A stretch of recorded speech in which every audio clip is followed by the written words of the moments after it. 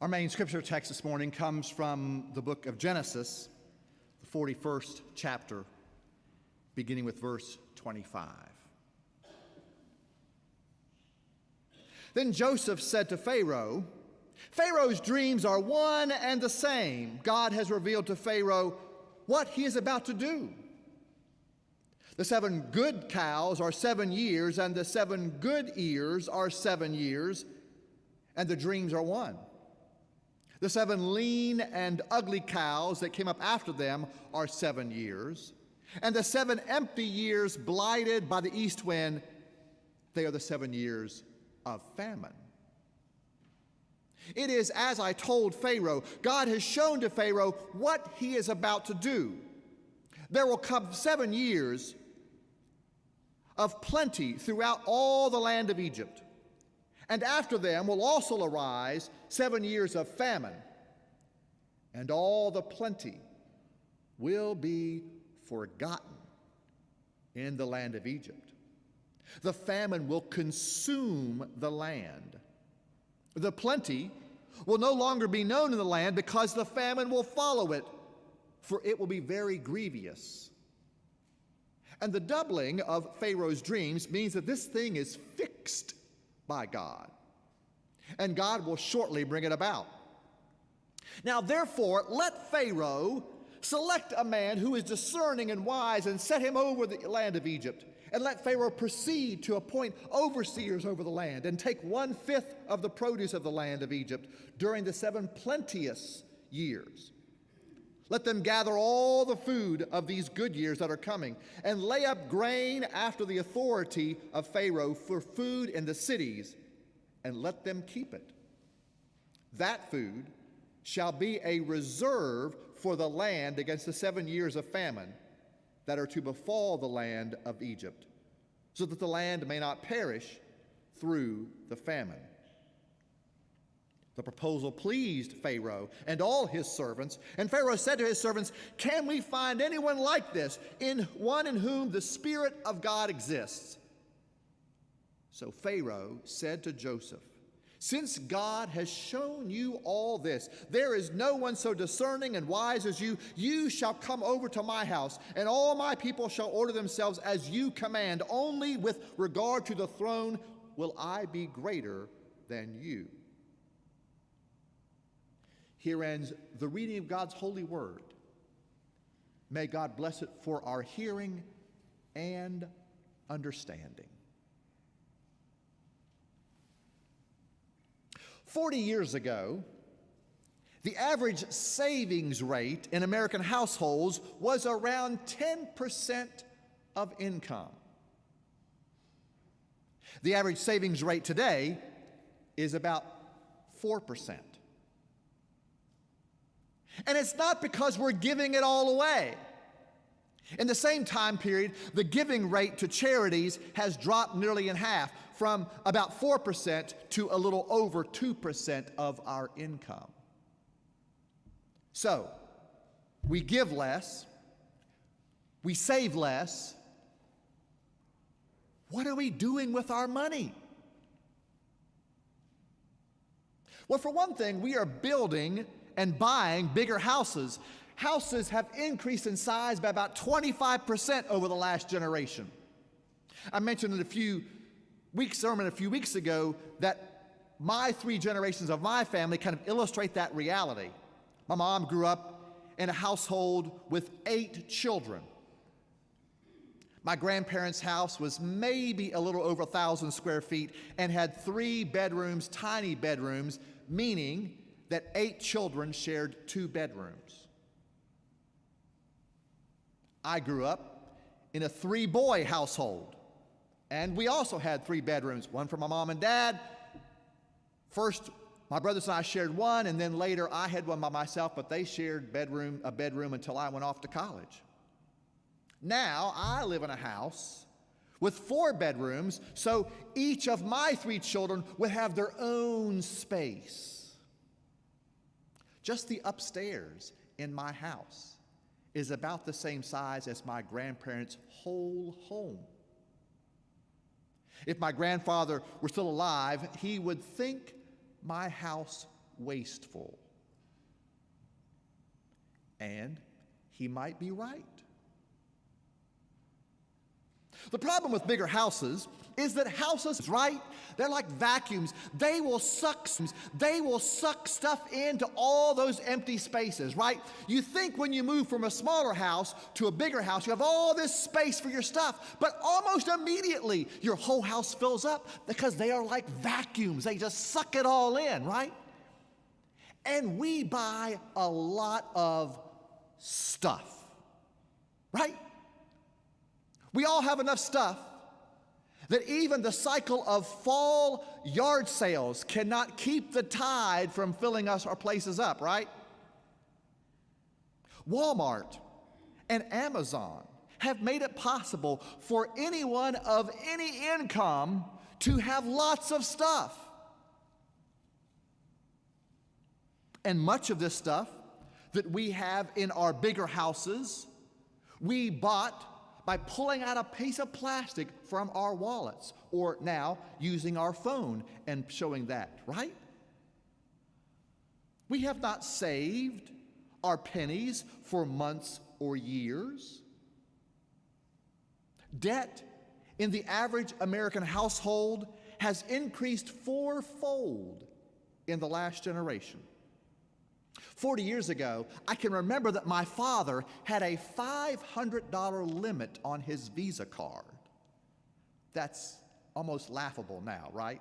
I mean, even if you adjusted it for inflation, that's a little bit under $2,000 on a card. I'll bet hardly any of us have that small of a limit. Today, college students, on the day they get their campus mailbox, will find a credit card application in it, right? I see Lauren laughing over here. Yeah, this is true, right? A credit card application in it, even though they have no jobs. They're just students, right? And it will be for more money on a credit card than what my father had 40 years ago, adjusted for inflation. Now, you may be wondering, what is all of this doing in a sermon? Isn't this better suited for a financial seminar? What's God got to do with saving and spending your money?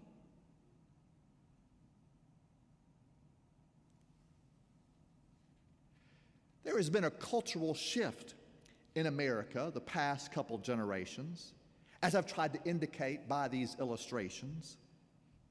And while we speak of it as a financial shift, it really, as the heart of things, a spiritual shift. We've been making a spiritual shift in America the last couple generations. We have gone from a nation of savers to a nation of debtors. Getting credit is so easy today, which is why college students on their first day when they open up their campus mailbox have a credit card application.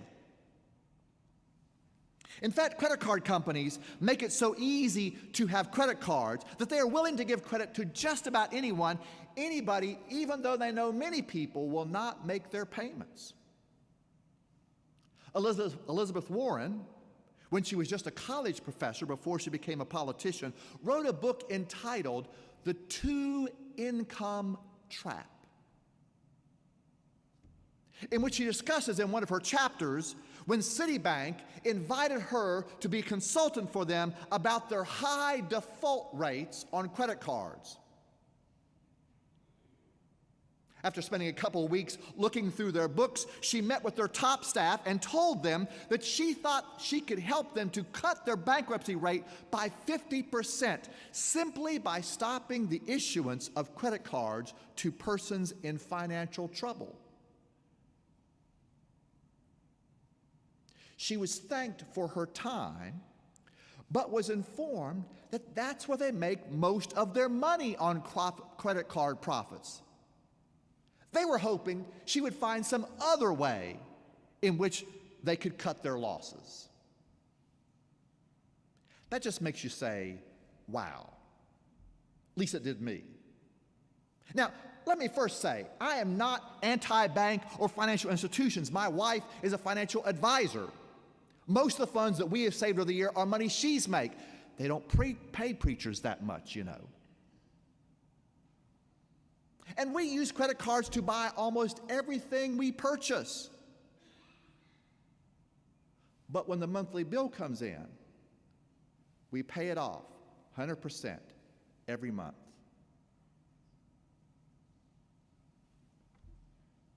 Why use my money, I figure, when I can use theirs for free?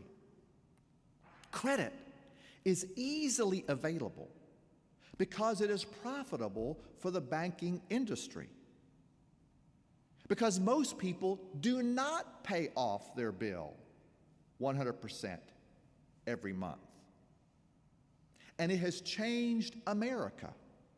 No longer do you or I have to save up for anything. We can simply buy it on credit immediately. We no longer have to wait 6 months, a year or more to purchase some item that is bigger than what we can just spend with cash in our pocket. We can buy it today and make payments for years instead. With credit cards, you and I can have what we want when we want it, which is now. Unfortunately, this modern convenience is a spiritual problem. The convenience to buy what you want when you want it is a breeding ground for envy. Envy is the feeling of dislike of something that you have because you covet or desire what you see that somebody else has. You were happy with your den furniture, which you've had for a while, which is now nice and comfortable. The leather is broken in, it just feels right. Until you visited your friend's house and saw their furniture, and then you thought, we gotta have that. You were perfectly happy with your 5-year-old truck until you got a ride in your coworker's truck. You really enjoyed that vacation you had to the national parks this summer until you saw the Instagram pictures of your colleague's European vacation. You get how this is working, right? Make up your own illustration. The last of the 10 Commandments warns us against the sin of coveting. That's why financial talk begins in a sermon. Those plastic credit cards tempt us to covet like an all-you-can-eat buffet tempts us to gluttony. Our consumer capitalistic society operates under the assumption that possessions and more possessions or newer possessions will make us happy. I mean, have you ever seen a commercial about a sad person? I mean, everybody in commercials is always happy, right? Wouldn't you want to be like them? And while most of us can intellectually say that such an assumption is absurd, our wallets and our bank accounts and credit card statements would differ. Now, there's nothing wrong with material possessions. We are, after all, material beings. Just as there's nothing wrong with any of the food on an all-you-can-eat buffet. The issue is knowing when to stop. The discipline of saving is like the discipline of diet and exercise. The discipline of saying says, boy, I'd like to have that, but I better not. It's not in my diet. Or the discipline of saving treats a special purchase like a Thanksgiving feast where you have been especially good for a few weeks so that when the big day comes, you can sample all the desserts on Thanksgiving Day. Learning to live within our means is a spiritual discipline that guards against envy and coveting.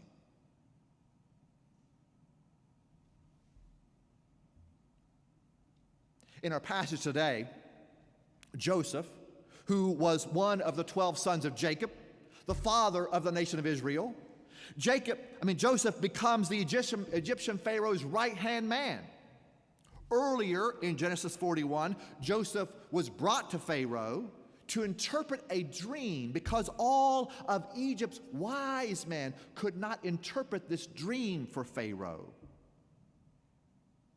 There are two realities embedded in this story. First is that Joseph is God's hand-picked agent who, even though he was an imprisoned foreigner, a Jewish person, in prison in Egypt, he had divine wisdom that none of Pharaoh's men had. None of his royal court possessed. So first, the interpreter is special. The second is that the dream itself carries a wisdom that runs counter to common thought. The dream itself is special. Pharaoh's dream, which is spelled out in detail earlier in the chapter, reveals to Joseph that days of plenty are approaching Egypt. Years when the crops will be bountiful and the livestock will become fat and will multiply. Those good days, however, will be followed by days of famine. Years when the crops will fail and the livestock, starving themselves, will cease to multiply. The dream is simple wisdom. There will be a time of good days, and there will be a time of famine. There are days when the stock market is up, and there are days when the market is down. There are days when you will be promoted and receive pay raises, and days when you are passed over promotion. And company layoffs and budget cuts impact your salary. In Pharaoh's dream, the bad times ate up the good times. The sickly cows ate up the healthy cows. The sickly wheat ate up the healthy wheat. And this is a simple reality of boom and bust economics. Bankruptcy eats up all the riches that you piled up beforehand. This great Old Testament story reveals God's plan for handling good and prosperous times. Joseph told Pharaoh that God was instructing him with this dream to begin saving his income during these prosperous good times and setting some aside. In the story, 20%. And then when the bad times come, Pharaoh would have enough to see the people through the lean years. Call it God's 401k plan. This ancient tale of Joseph interpreting Pharaoh's dream is important in biblical theology through Old and New Testaments.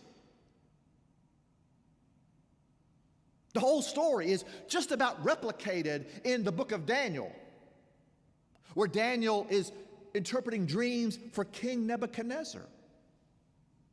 And in the New Testament, Jesus' parable of the rich fool. This story is a backdrop from which to understand that parable. And the common wisdom that we read in the book of Proverbs comes from these ideas embedded in this dream interpretation. Saving during good times and planning for the bad times is suggested as an antithesis to envy and coveting that end up in ruin. I'll grant you, it's not a very sexy headline, but wisdom rarely is.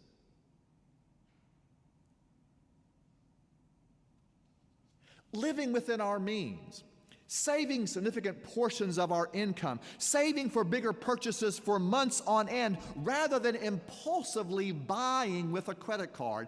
These are spiritual practices. Spiritual practices that we live in the world in which we exist. Spiritual practices that we participate in as material beings buying material goods.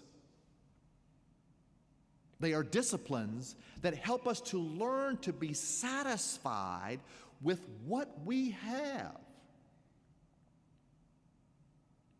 and to rely on God instead of what the almighty dollar can buy. If I'm thinking about these practices when I jump into my coworker's truck,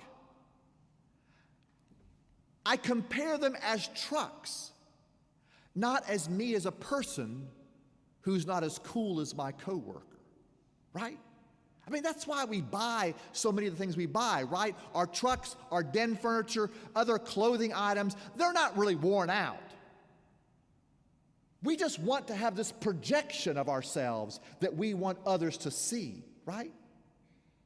If we waited to buy our new den furniture long after we visited our friend's great house to when we really needed new den furniture, or buying a new truck or car when we really needed it, not just when we wanted to look better. If we waited to those things, if we were content with who we are,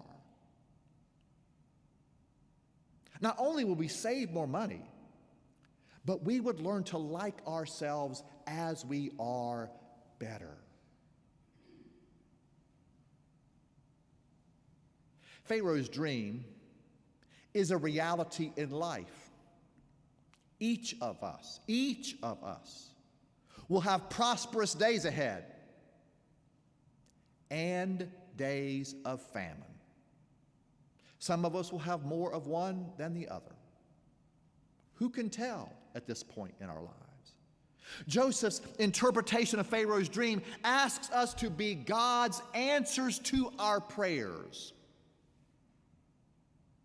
If we spend all of our paychecks when the days of famine arrive, we will be totally unprepared, and prayers will be all that we have to lean on. But Joseph's wisdom to Pharaoh is to start being an answer to prayer long before the days of famine ever arrive.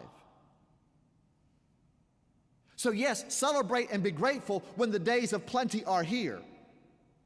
When the job promotion comes, when the new job comes in your life, when the new opportunity comes, yes, celebrate and spend some money in gratitude, but use those times to already be preparing yourself for the harsher days that is someplace in all of our futures. Prayer is not just something you say when you are in need or trouble. Prayer is something that you do to prepare for the cycles of life. Working on your discipline of saving is already praying to God for when those days of famine come your way. Notice that in Joseph's interpretation of Pharaoh's dream, that his words were very clear about the purpose of Pharaoh's saving during these prosperous days. The dream God had given Pharaoh wasn't for the king's benefit. It wasn't for his personal benefit. It was clearly interpreted by Joseph to Pharaoh that this was for Pharaoh's leadership of the people. This was for the people's benefit. Not only for Egypt, but for the region. For when people who lived outside of Egypt and who were experiencing famine, not having had leaders who had this dream, or maybe who had the dream but didn't prepare, and who would come to Egypt to purchase the grain that they had as a society. If you continue on in this story, you see finally that Joseph meets back up with his family. when the famine had arrived in the land and the whole region, and Joseph's father and his brothers heard that there was food in Egypt. And that's what brought Joseph and his family back together again. The purpose of this dream was not to enrich Pharaoh. It was for the people. Likewise, learning the self-discipline of saving isn't just for our benefit, for our retirement, for our kids' college educations. The spiritual practice of living within our means is meant to benefit others in addition to ourselves. We can't give what we don't have. Saving and giving go hand in hand. Becoming a better saver makes it easier to become a better giver. One year, McGay and I bought a table at a fundraising gala for a nonprofit in Charlotte that helped homeless persons move into sustainable housing. By buying a table, we were purchasing all the food and the drinks and covered the cost of the musical entertainment for about a dozen people. So we invited 10 friends to come and join us, telling them what the occasion was about. And we invited people who were long-term friends and also a couple of couples who were more newer acquaintances of ours. One couple that we had known at that point only for a few months, by the end of the evening told us what a pleasure it had been to be in this evening, to see people and talk and enjoy the conversation, to have the great food and the entertainment, but also the inspiration of the evening, which also we had a chance to meet several people who received housing through this nonprofit. McGay and I, though, thought it was surprising that this couple didn't make any bids on all the auction items that were around in the museum, nor did they choose to donate to the charity that we invited them. We thought this was surprising because we knew from their jobs they were making at least $250,000. We thought, they ate more than $50 worth of food. You think they would have at least given $50 donation. This was something we wondered about for a long time. Fast forward a few years. The wife of this couple had lost her job during the pandemic. The couple went deeper in debt to maintain their mortgage at their very large and beautiful home. Her new job did not pay as well, so they finally had to sell the house because they were maxed out. Before COVID, they had 2 great incomes, but they were still basically living paycheck to paycheck. They were nice folks. They are nice folks. But they were all about themselves. That night at the charity was just one symptom of a life without discipline. And when the days of famine came, it hit them hard. Several years ago, I did a financial series for the youth in my church in Charlotte. At the time, all of the high school students we had, which is somewhat odd, but all the high school students we had either had formal or informal jobs. They were either babysitting and lawn mowing or a job with a salary at a store or a fast food place. Middle schoolers also joined in this event, and I talked to all of them about setting benchmarks in handling their money, that the habits they created now would be habits they would carry on as adults. That they should go ahead and make a benchmark of giving 10% to church and charity and saving 20%. This is usually not difficult for teenagers who work because often mom and dad take care of the necessities. So if mom and dad are feeding you, clothing you, and all that stuff, it's pretty easy if you're making some money as a high schooler to save 20% and give 10%. So I asked them a little bit, kind of how much money did they make in all their informal and formal jobs they made, and how much they think they could save if they saved 20% a month. They came up with about $100, good round number. And they still have plenty of money for buying clothes and eating out with friends on all occasions. So the next meeting, I created a graph that showed them how much money they would have over time if they got in the habit of saving just $100 a month. Using a nice round number of 10% return on investment, also because it makes it look better. If I did 5%, 10% looks better. It's also very easy to do. So I created a graph. What would their money look like if they saved $100 a month over a period of years, assuming 10% return on their investment? In 5 years, I told them they would have $8,000. They were thinking, well, that would come in handy in college. In 10 years, it will be $21,000, and in 20 years, $75,000. Every one of the kids were absolutely amazed.